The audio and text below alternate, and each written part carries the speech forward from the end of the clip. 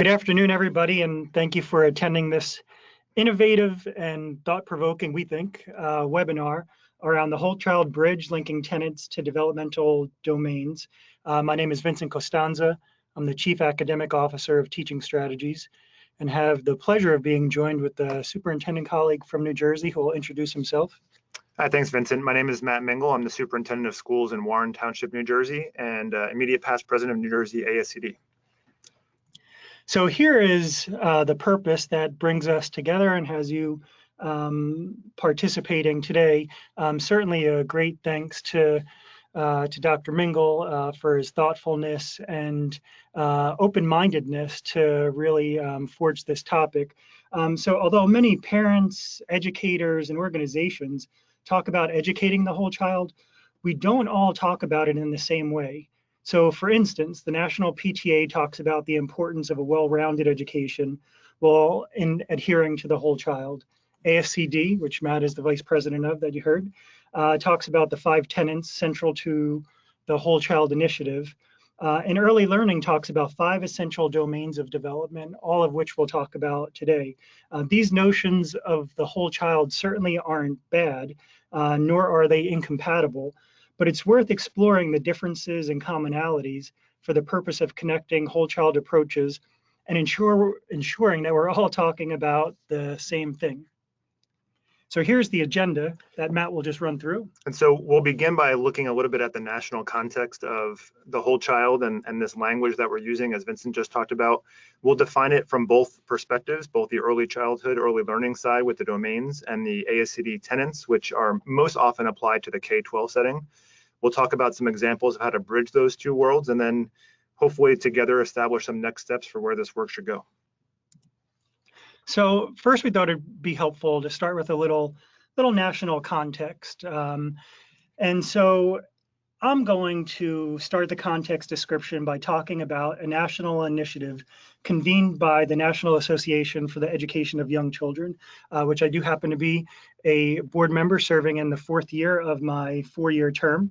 Power to the Profession is a national collaboration to define the early childhood profession by establishing a unifying framework for career pathways, knowledge and competencies, qualifications, standards, and compensation. There's an important theory of action here. In order to receive the significant and sustained public investments that would allow for all children to benefit from high quality early childhood education, early childhood educators and stakeholders must agree on some clear foundational elements of the diverse, effective, equitable, and well-compensated profession. This foundation is built on the concept that children and families will benefit from such cohesiveness.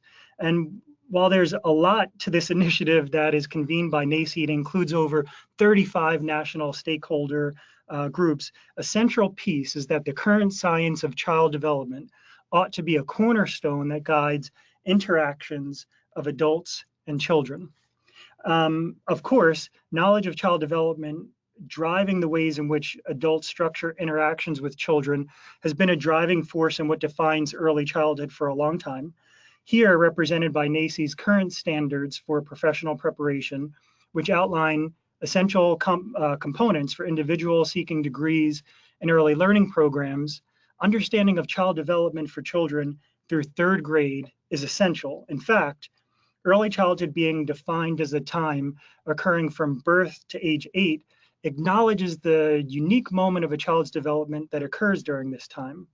Lastly, the very concept of developmentally appropriate practices acknowledges the importance of child development knowledge, as developmentally appropriate practices are culturally relevant, based on individual needs, and based on child development principles.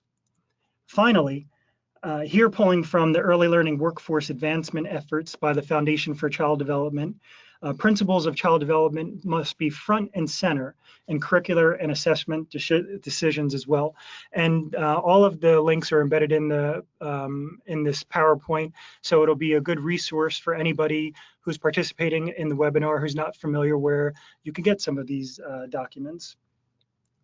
Of course, the difficulty here, as perhaps you've noticed, There's a lot going on in early learning, and although not the focus of the piece referenced here, there's certainly a lot going on and occurring in the education field in general, which is part of the reason why I'm happy to be joined by a superintendent colleague who knows it as good as anybody else.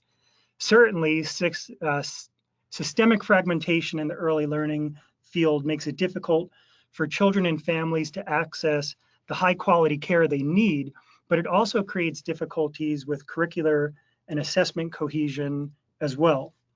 So if you haven't heard a teacher say things like teaching kindergarten is what first or second grade used to be like, then you're simply not talking to enough teachers. For administrators, good luck with creating a system of common curricular and assessment language with incoherent systems or ways of operating. And for children and families, transitions become troubling when assessing systems when accessing systems that are not well aligned or that don't use a common language. For any administrator who's participating in this webinar, number one, we thank you for your participation, but thinking about how early learning, its definitions, and ways of operating fit with the rest of school should be compelling, as creating coherent systems for children, families, and educators is part of your job, as evidenced here in the Standards for Educational Leaders. Also referenced here is an article entitled "Culture is Not the Culprit." What I find intriguing is that when talking about cultural shifts, what's needed are different habits, as culture is a byproduct of habits. The connection here is, if we want to elicit a cultural shift that has early learning more integrated with the rest of schooling, then some different habits are clearly needed. Essentially, better cohesion that builds bridges between initiatives, such as curricular and assessment initiatives, or the different ways of discussing whole child initiatives, is the only serum to address the fatigue frequently experienced in the field. There's simply too much going on to layer on additional initiatives. Any concept of whole child learning and development acknowledges that both academic and social development should not be competing concepts. If that's the case, then we wait to start the fusing of academic and social development at our own peril. Now, I think it's important to look at some drivers of early learning notions of whole child and traditional K-12 drivers as articulated by ASCD, which Matt will turn to shortly, for the purpose of bringing some cohesion to the whole child approaches in early learning with K-12 approaches. So in early learning, when we think about educating the whole child, we think about domains of development. That is, all of the areas that are important to the development of children, the whole child, birth through age 8. Many of these areas should be familiar to educators who are participating in the webinar throughout the education field, whether you're early learning associated or not. While approaches to learning may seem like a new concept, I'll briefly discuss this concept, and I'm sure that you'll find it familiar with some connections. So during my time overseeing Race to the Top Early Learning Challenge in New Jersey, when I served as the executive director for the New Jersey Department of Education, we developed a guide to assist educators with identifying elements of approaches to learning for kindergarten through 3rd grade. The author of the guide, Dr. Mary Lou Hyson, coined this notion of epic skills to make the approaches to learning concept, well, a little bit more approaching to kindergarten through 3rd grade educators. Essentially, we're interested in identifying what counted as evidence of children demonstrating engagement, planning and problem solving, initiative and creativity. And what we wanted to do was to arm educators with practices that would help to support these skills. When we talk about approaches to learning, we're essentially talking about these epic skills. The document that's linked at the bottom is available free via the embedded link, and you'll see plenty of overlap with other practices throughout schooling. So what are some of those practices? For instance, the career-ready practices, which represent the skills and practices we want all high schoolers to leave high school with. There's plenty of overlap with approaches to learning and epic skills here. Also, the Future of Jobs report released by the World Economic Forum, represents 10 skills employers will want the most in 2020. Here are 3 of those skills, again, with overlap to approaches to learning, and a reference also linked at the bottom. And finally, an acknowledgement to my homeschool district in New Jersey that has taken the initiative to bed these skills into report cards, daily classroom activities, and even homework. Districts throughout the country do similar work with the idea that academic and social development should not be held in opposition to one another. And we shouldn't wait till children are in high school to do this work. The skills that we want from high schoolers are some of the very ones that are at the center of learning and development for young children and make up how we talk about whole child learning and development. Now, let's turn to ASCD's tenets to hear about some of the underpinnings for the whole child approach, and I'll turn it over to my colleague, Dr. Matt Mingle. Thank you again, Vincent. So when we talk about a whole child approach to education today, I'll be referring to the terminology the way ASCD uses it. And I want to recognize up front that ASCD is not the only organization that uses the whole child language. There are a lot of different approaches that might fall under a whole child approach to education, but for the purposes of this webinar and my background, we're talking about the model that ASCD began talking about back in 2007. So that was kicked off in the middle of the No Child Left Behind era. To answer an essential question, which you can see. If decisions about education policy and practice started by asking what works for the child, how would resources, time, space, and human be arrayed to ensure each child's success? If the student was truly at the center of the system, what could we achieve? And there's a couple of key phrases in there that we tend to talk about in education, sort of off the cuff, about being student-centered, about making decisions with the child first. But this goal of ASCD back in 2007 was to really think about how do we organize our systems, our structures around those concepts of putting the child first and thinking about all of the resources that we can bring to bear to accomplish our goals. And it became a discussion about a transition. So again, you have to put ourselves back in the context of when this work began in 2007. The districts around the country, teachers, school principals, et cetera, were really focused on making sure that students were successful on new and more rigorous standardized assessments. And we were a little bit afraid that other aspects of the educational experience were going to get lost at the same time. So the whole child approach to education, as ASCD laid it out, wanted to focus on a transition from a narrow academic achievement definition to one of a whole child. For example, where we measure achievement not only by academic tests, but also making sure that students are knowledgeable, they're emotionally and physically healthy, civically engaged, prepared for economic self-sufficiency, and ready for the world beyond formal schooling. In other words, school, not just English language arts and mathematics literacy, but the entire academic and social emotional experience. And this relied on over 100 years of empirical research and what most educators would say is just common sense, which is that if students are unhealthy, unsupported, scared, bored, or tuned out, they cannot become their best. And that led to an inverse pyramid that ASCD developed, with healthy at the base, moving up in a continuum with safe, engaged, supported, and challenged. And many of those of you on the webinar today will recognize that pyramid because it was purposefully designed to mirror Maslow's hierarchy of needs, with the most pressing basic needs at the bottom of the pyramid, moving up to what Maslow called self-actualization, and in the whole child school framework is referred to as challenged, and we'll go into those in just a second. But if you need a mantra to fall back on with what the whole child approach is, I think this phrase, these two phrases here, can really do it for you, which is students cannot learn unless they are healthy and safe. Those fundamental needs need to be met. Subsequently, they will not learn unless they are engaged, supported, and challenged.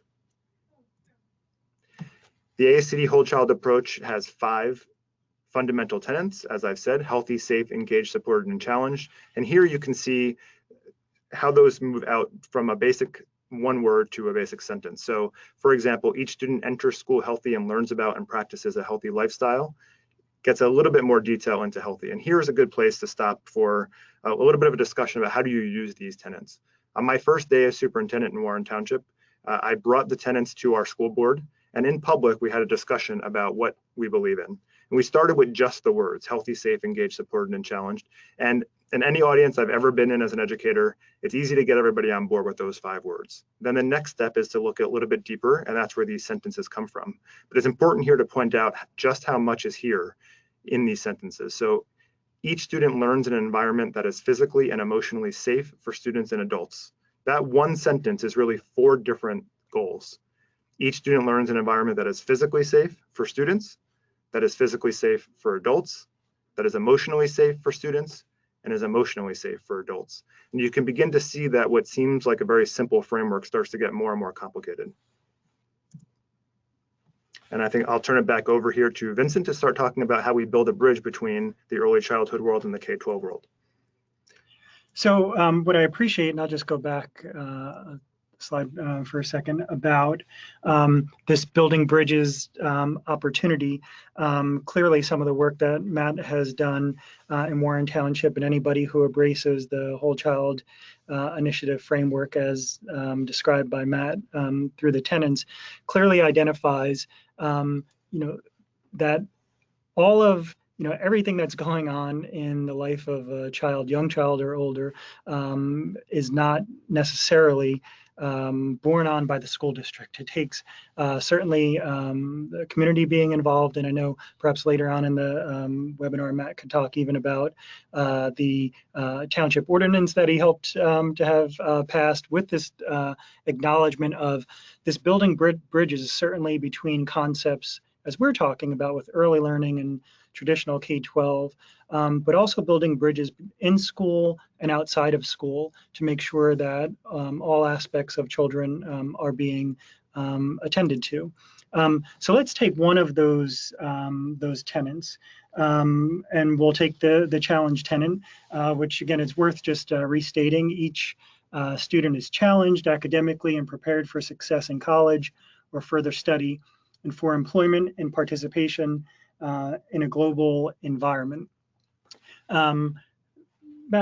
Absolutely. So within each of the tenets from the ASCD whole child approach, there are then these indicators. So as you can see on the screen now, underneath the tenet of challenge, which is one of the 5 tenets of the whole child approach, you can see 10 bullet points. Those are the 10 indicators. So the way this is envisioned is for each tenet, you can then see some not exactly a checklist, it's not that simple, but some ideas of if you're on the right track. So for example, under the challenge tenet, and I'll just repeat it again, as Vincent did earlier, challenge academically and prepared for success.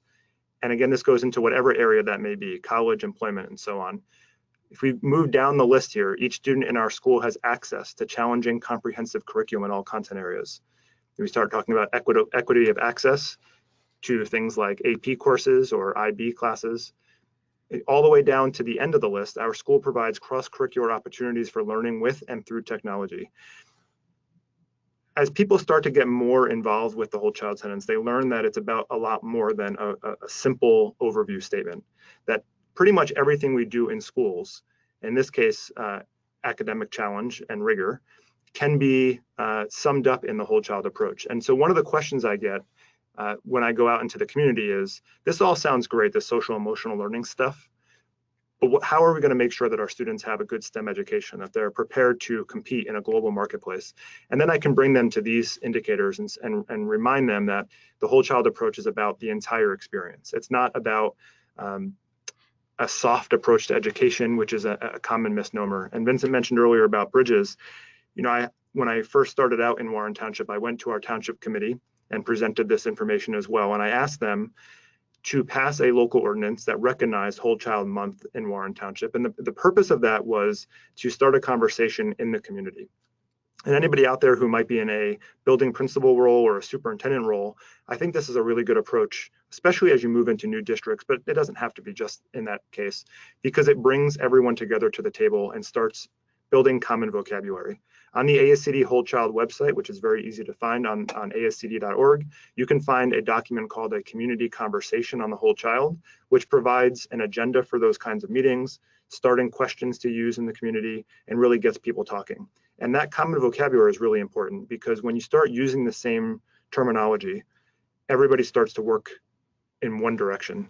And I jokingly say that I knew I was making headway in my community when parents started using the terminology against me, meaning they would ask for a meeting because something went wrong in their child's experience. And when they got across the table from me, they'd say, you know, you've been talking about this whole child thing, and I don't understand how this experience meshes with what you say you believe in.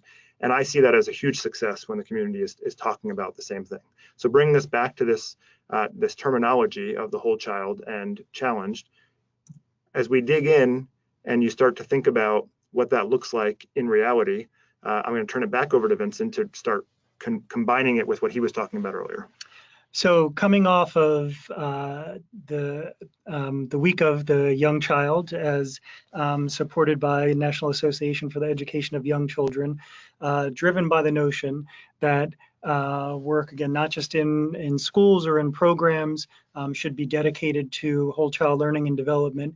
Hearing a superintendent to use an ordinance process in partnership with the Township committee to help have whole child learning front and center in a town is such a wonderful example of what a good partnership, good collaboration that's dedicated to whole child learning and development actually looks like, and certainly would be great for districts throughout the country to be replicating. I appreciate Matt talking about not using merely a conversation around soft skills. At times, these skills are described as soft skills. Certainly, in my opinion, and I believe Matt's as well, there's nothing soft about these skills. Often, these skills get talked about, especially the approaches to learning skills, as non-cognitive skills. Kind of doesn't make sense if these are exactly the kind of skills that employers want, that we want our high schoolers to have, and that are predictive of later academic gains as well. It would be weird to even describe them as non-cognitive because they seem like they're highly cognitive. So if nothing else comes from this presentation, nobody dares say that these skills are soft skills after the fact. In part, we will have done our part. But of course, any conversation in education space now says, well, what about, there's this stuff called curriculum and assessment. And here I'll talk about curriculum and assessment approach that gets at this challenged tenet and ensures that all domains of development are addressed as well. This is important because you can imagine an administrator that does not have an early learning background think that if we just challenge children in kindergarten, for instance, they'll do better. These administrators are led by the mantra that harder is better, and it's not. These administrators might mistakenly think if we only had that AP kindergarten program, we'd be doing better. Thankfully, to my knowledge, there's no such thing as AP kindergarten, but I think you get the point that harder does not equal better. Last summer, I wrote an article with a superintendent colleague, also from New Jersey, for a NACE publication, which made the argument that the field is fatigued by assessment because we're not aligning assessment to purposes, and seemed like a great opportunity to do some work and utilize as an example in this, I think as Matt put it, making sure that we're all really using the same language around whole child. And here we could look at, well, what does this look like from an assessment standpoint? This often has the result of, this fatigue of assessment often has the result of over-assessing in some areas, such as literacy, and under-assessing in other areas like science. Certainly, this is not a dissing of literacy assessment. Very important, done in the right way, for the right purpose, at the right time, I would argue as well, but certainly should not be done in opposition to other things that are important to know about young children in their development, especially in the air of paying attention to the whole child. So what does it look like to align assessments to purposes in a way that would be adhering to whole child principles of whole child learning and development? First, it starts with having an understanding of whole child learning and development and letting that understanding drive the essential questions that we want answered for young children. For me, I have this vision that what we would do in districts is put forth all of the questions that are important to know about young children. And as the father of a 12-year-old and a middle schooler, I think those questions that we ask about middle schoolers and then certainly high schoolers are very important ones as well. And they should be the ones that are driving our assessment conversations, as well as paying attention to aspects of whole child development. As the chart that we have on the slide indicates, if you want to plan instruction for individuals and groups and consider the ways to modify instruction, perhaps modifications that get at a child's ability to display engagement, to problem solve, or to take initiative, then a formative assessment that gets at approaches to learning is essential. If you don't do this, no matter how challenging you make the curriculum or the assessment, you're not paying attention to the whole child.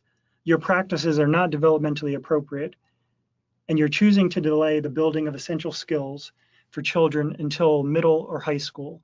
Again, at your own peril, and hopefully it even happens in middle or high school, as we see through career-ready practices or even future of jobs reports and other writing that points to what we will want for our children as they not just experience our own curriculum and assessment, our own schooling, but when they leave school as well. So here's an example of what an assessment approach that acknowledges all aspects of whole child development could look like in kindergarten.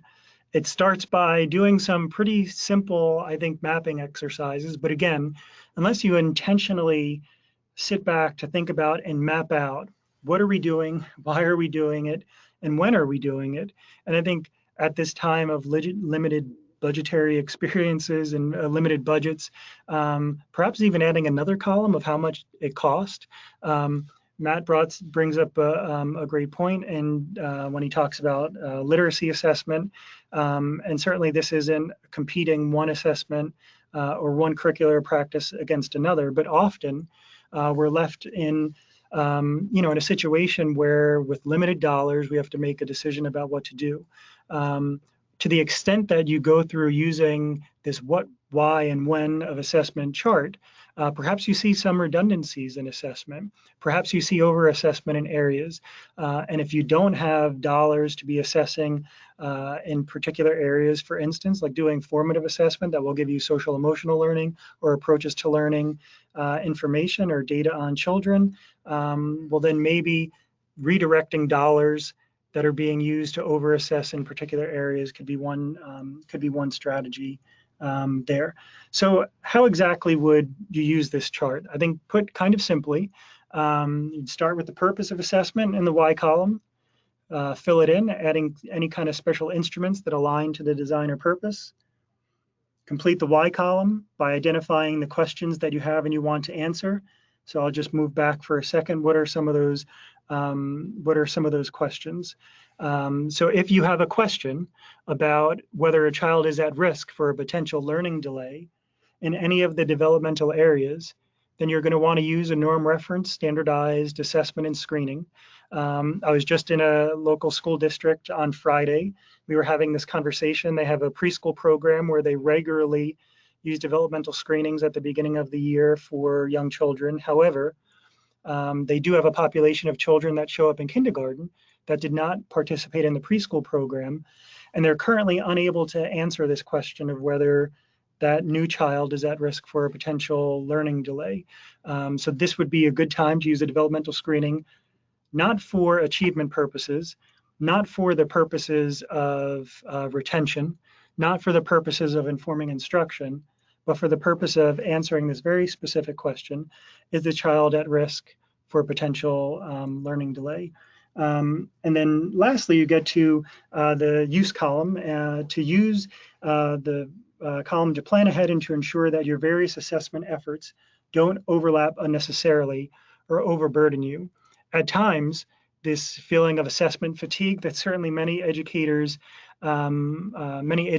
experience is because we don't go through this activity of linking down what we're doing, why we're doing it, and when we're doing it. When it's put into a part of the reason is because there's a lot going on. Part of the reason is because of budgetary reasons, but stepping back and really having the opportunity to think about what type of assessments are we doing and when are we doing it and what's the purpose will allow for more of a rational assessment system that positions educators to be able to not just pay lip service to whole child learning and development, but then to also think about what are the instructional practices that lend themselves to whole child learning and assessment, whole child learning and development, and how do we go about knowing whether children get the things that we're actually talking about. So what would be some ways, if you're struggling to do this work, that would help you to identify the elements that are needed for the map? As you think about aligning a curricular and assessment approach to areas of whole child learning and development, here are 3 essential questions that could be used to drive the work. These could be used to structure a professional learning community. You could easily imagine that, or various constructions of articulation meetings, be it grade level meetings or vertical articulation meetings. Regardless, they must start with an understanding of exactly what whole child is, the domains of development for each and every child, and the tenets that will allow each and every child to be healthy, safe, engaged, supported, and challenged. So here's a couple of next steps that we have on our mind that Matt will talk through a little bit. Well, one thing I just wanted to jump in on, which is a next step related to those last couple of slides about developing the map for assessment, is one of the things I think we tend to not do well as educators is provide alternatives to the academic achievement testing. So we like to rail against an overemphasis on standardized assessments or on a narrowing of the experience to ELA and math, because those are easy to come by. And I don't have a solution to offer in this webinar except to raise the question as a potential next step for the audience as well, is how do we assess the other things? So if we believe that it's important for students to be active, civically engaged citizens and prepared for that kind of an experience, how do we measure that throughout the term? So I think that model Vincent shared with a map, we should be thinking about beyond just our academic experiences, but also into other areas of the schooling as well. And as we sort of shift into establishing next steps for our work, that we've been sort of on this journey now for, I don't know, maybe 6 months to a year probably since we first started talking about the bridge. We're going to reach out to you for some help with that as well. And there is an opportunity within the webinar system for you to ask questions. And we're interested in your thoughts about what else on these topics you would like to hear about, not only for this webinar, but also for the future as we develop follow-up. And we'll turn to some of those questions here in just a minute. And even so, to a couple of the questions that were asked here, maybe we have one question that comes in about a recommendation. As I answer this, going to go back. Matt, if you could just click on the screen one more time, if I could. There you go. Go back to the map, because the question is related here. Do we recommend a developmental screening before entering preschool? And certainly the recommendation, if you want to, what's important to know about young children as they're entering school. Certainly a very important question is a child at risk for a potential learning delay? And here a norm reference standardized screening would be very important to get at that information. It doesn't mean that the child winds up with an IEP, just means that perhaps, well, number one, a teacher could answer that question, no, that a child is not at risk for a potential learning delay, or they could answer maybe based on the information that comes back from the screening.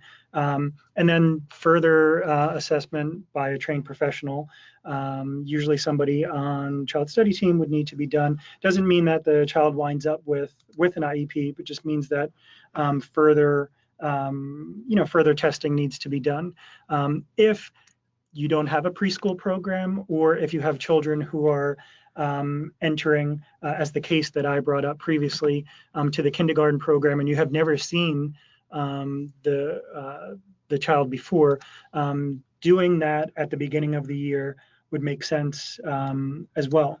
I think what's important in thinking about creating a rational assessment system, since those are some of the most important questions that should be on the mind of educators at the beginning of certainly the preschool year and also the kindergarten year, I think some of the implications of that for administrators is that there's not a lot of other kinds of assessment going on. For instance, like a lot of one-on-one type literacy assessments, for instance, Certainly you want to be collecting formative assessment data to be used over time, for young children. But if you are going to be doing assessments that get at the question, is a child at risk for a potential learning delay?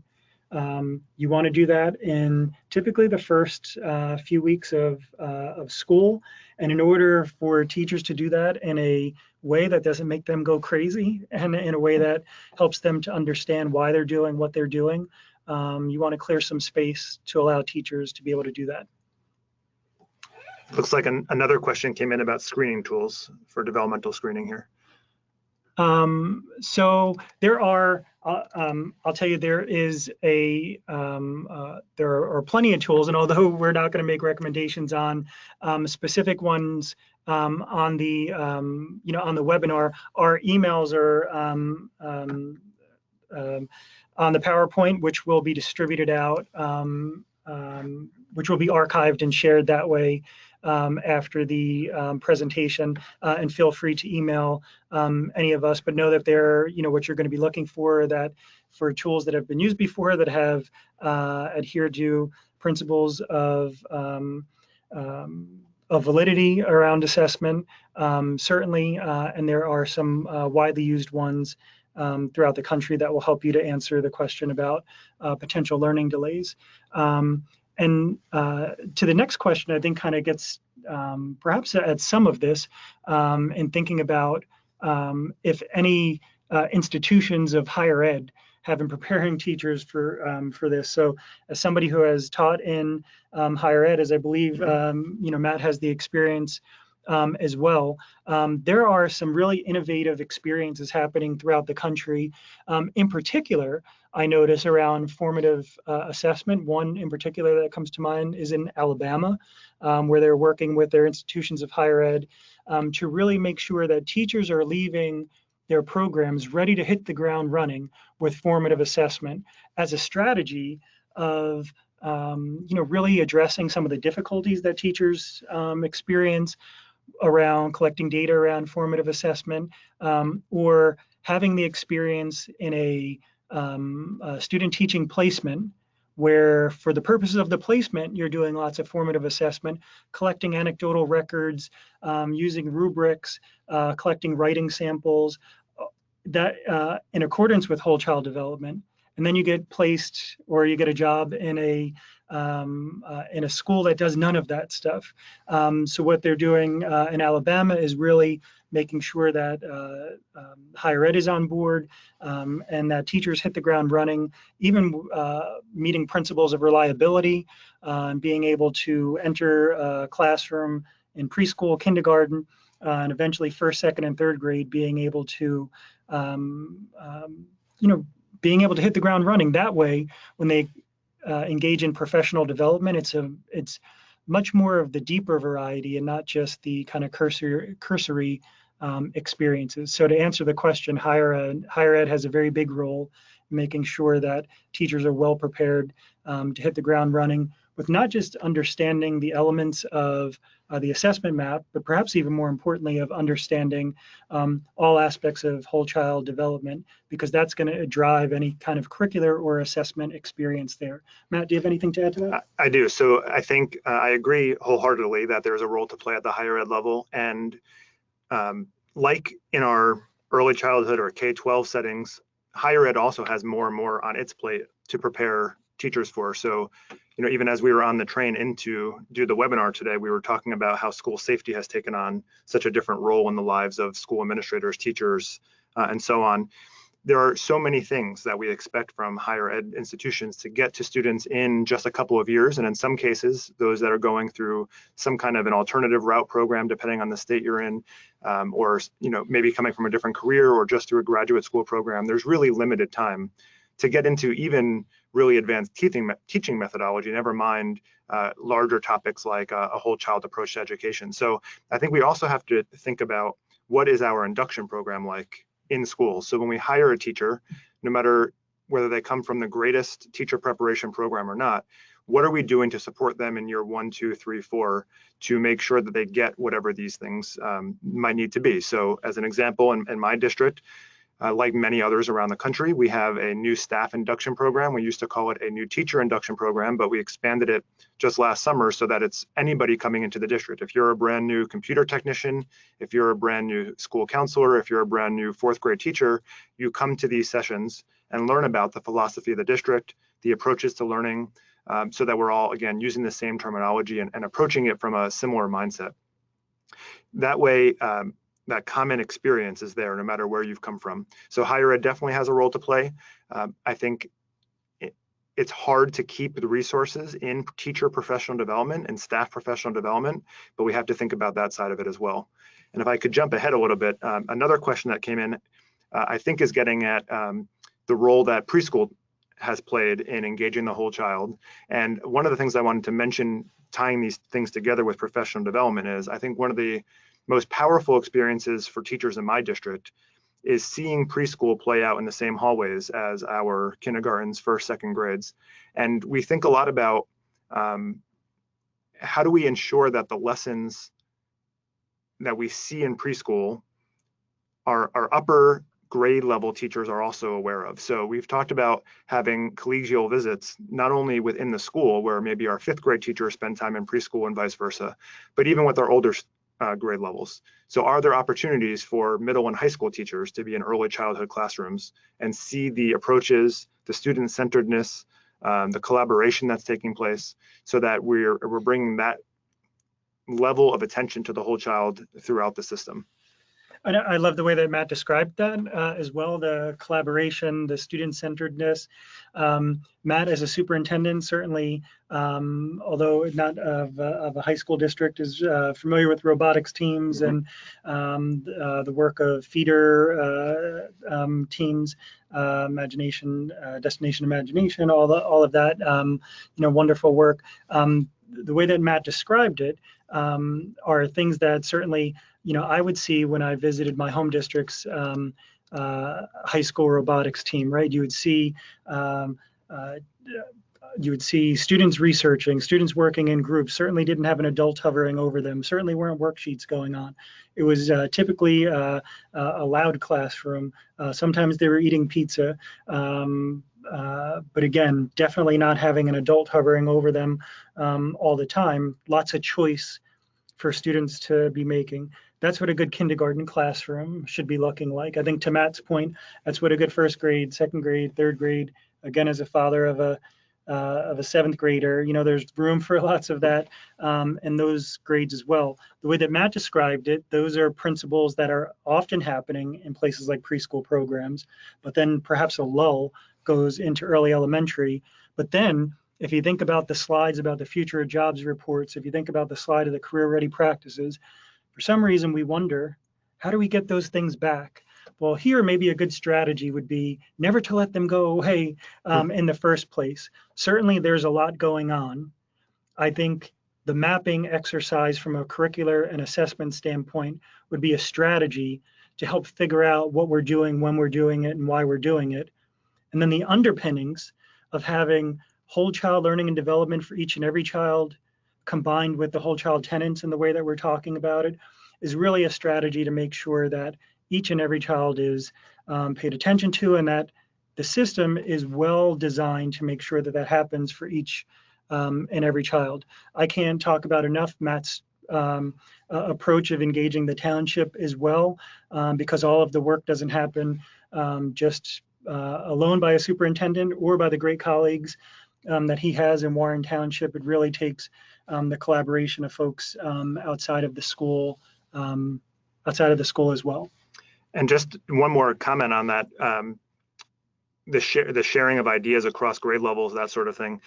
My background is as a high school teacher, so I come from the opposite end of the spectrum from our preschool and kindergarten folks on the webinar, and there's a common belief, I think, which has a lot of truth to it, about this shift from teaching children to teaching subjects as students go up through the grade levels. And part of that's by way of how we're trained. So when I was being trained to be a high school history teacher, I took lots and lots of credits in history and geography and economics and so on and so forth. And I took 1 or 2 classes in things like adolescent development.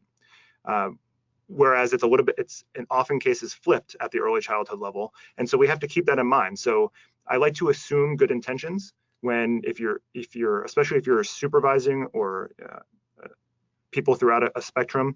And if you see practices at the high school level, maybe that you think are not as whole child friendly as you would like, not to assume ill will. This is perhaps what people know and what they were trained in, maybe even what they went into the profession for, to be a physics teacher, for example. And that's where learning from each other is really valuable. We have to think about the reverse as well. So if we're asking secondary teachers to learn from their own elementary colleagues, what can our elementary colleagues or our preschool or early childhood colleagues learn from their secondary colleagues? And really look at it from a strength-based approach and not from a deficit-based approach. Absolutely. And I think there's a lot of room in the early learning field as well to have some clarification around developmentally appropriate practices and to really ensure that practices that are developmentally appropriate, again, are culturally relevant, are based on individual children, and then are based on principles of child development. If children are languishing, are not doing well, and because they are not getting experiences that perhaps they could be challenged more with, or because they're just given the opportunity to play because it's the developmentally appropriate thing to do. Those practices are not developmentally appropriate.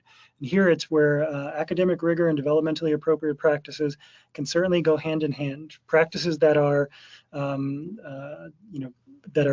are rigorous but not age appropriate, again, are led by the mantra that harder is better. Practices that are under the guise of being appropriate but are not worthy of doing in the first place and hence rigorous, I don't want my child doing, and I don't want other people's children doing either. So I think clarity around what exactly are we talking about, not just with whole child, but around developmentally appropriate practices is certainly something that's very important as well. A specific question around QRIS here, around does any state QRIS require or give incentives on a whole child approach? I'm not aware of incentives, and QRIS is Quality Rating Improvement System that state use to have a common notion of quality throughout all programs in a particular state. Each state does not have one, but has an opportunity to develop one. Although a whole child approach isn't specifically called out to my knowledge, plenty of QRS systems have whole child curricula front and center, have professional development around whole child curricula front and center, have whole child assessment front and center, making sure that elements, at least in the beginning part of the assessment map, are covered with developmental screenings, formative assessment are approached. So I would say that they're a little bit more specific around curriculum and assessment without necessarily calling out, paying attention to all aspects of child development. And certainly this is not my area of expertise. However, on a similar note, I think that there are a lot of opportunities for us to focus on the whole child within existing systems. So in some states, there are requirements about how teachers write professional development plans, for example, or set annual goals.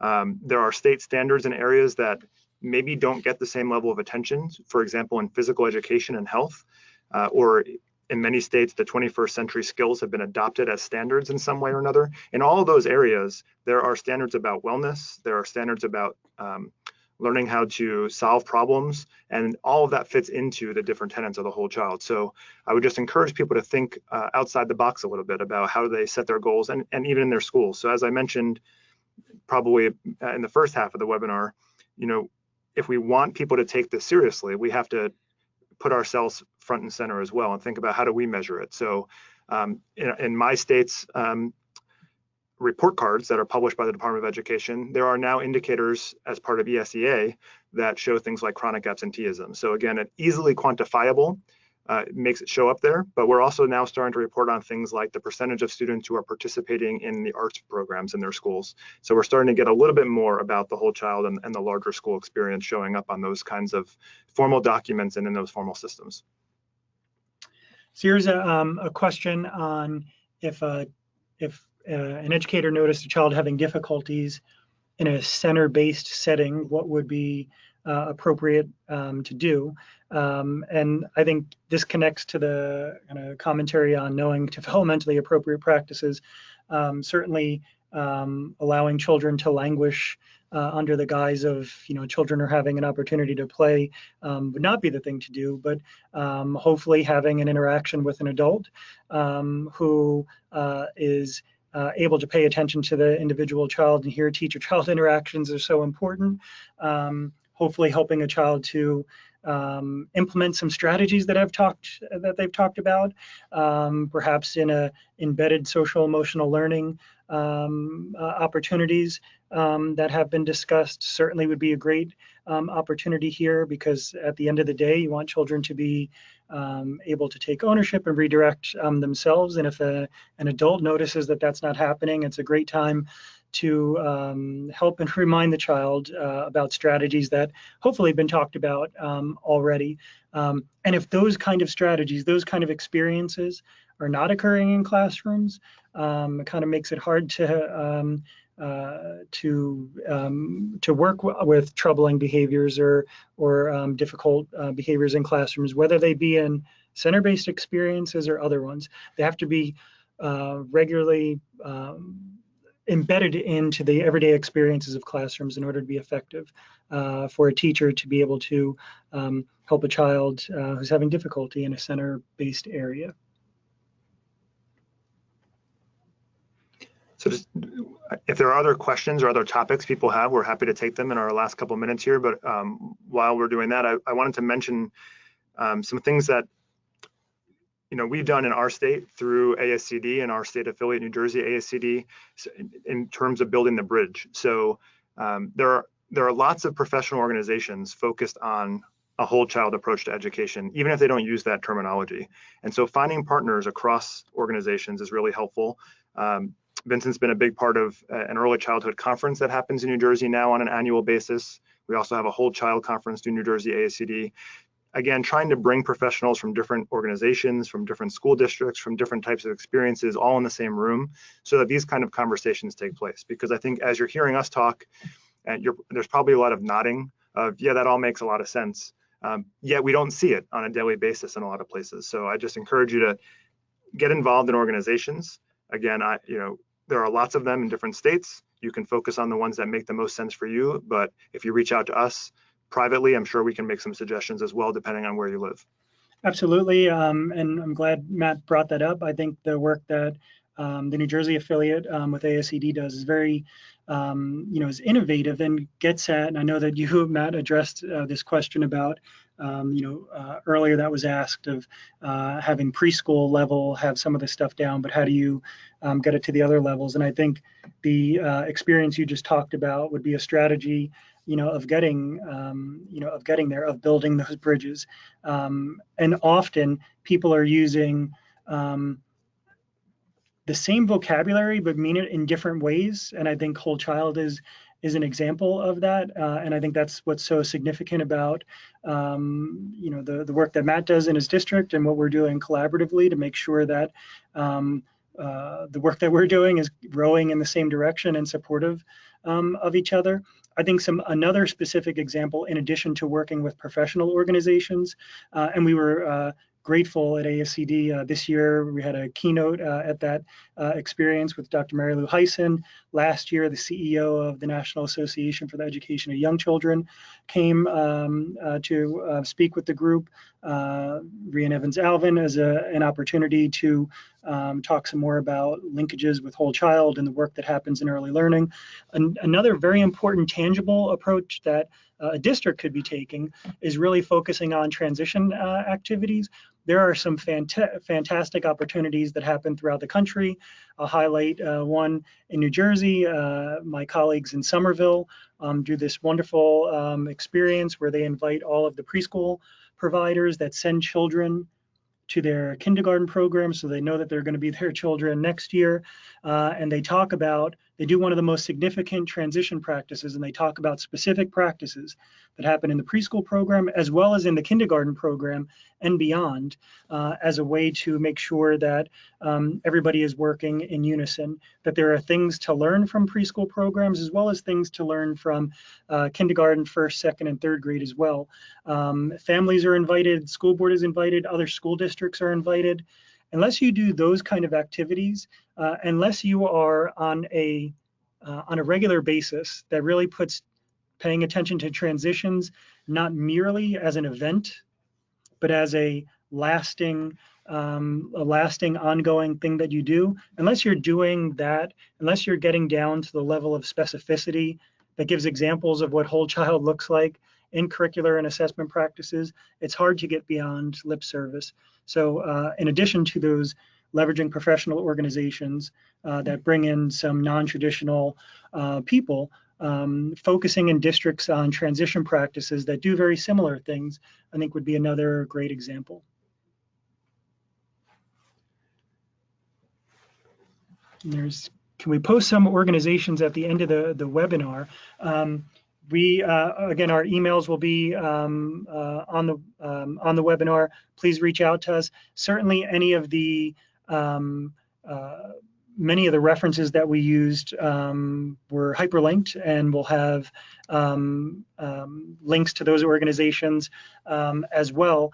In addition, Matt and I are working on a blog about this webinar and linking the whole child experiences that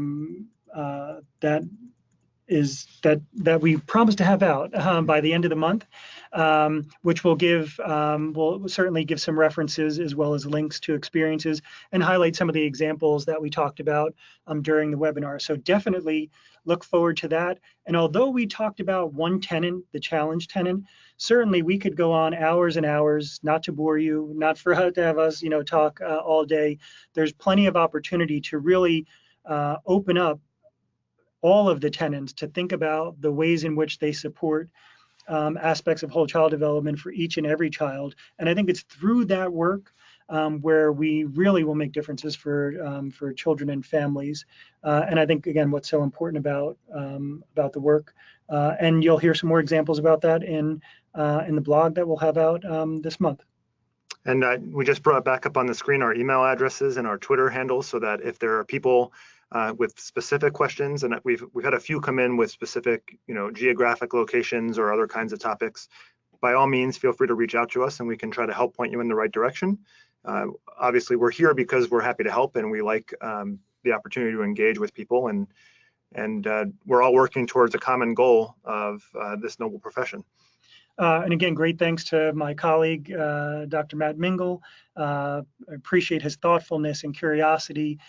Building bridges is a very important and useful endeavor, but without strong relationships, without good partners, for people who show a disposition to want to know more and want to do the best thing for children and families throughout the country, it'd be impossible. So great thanks to him, and thank you all for participating. Again, the webinar is going to be archived. Matt put up our emails. Please feel free to reach out to either of us. We very much look forward to hearing from you, and we thank you for your participation this afternoon.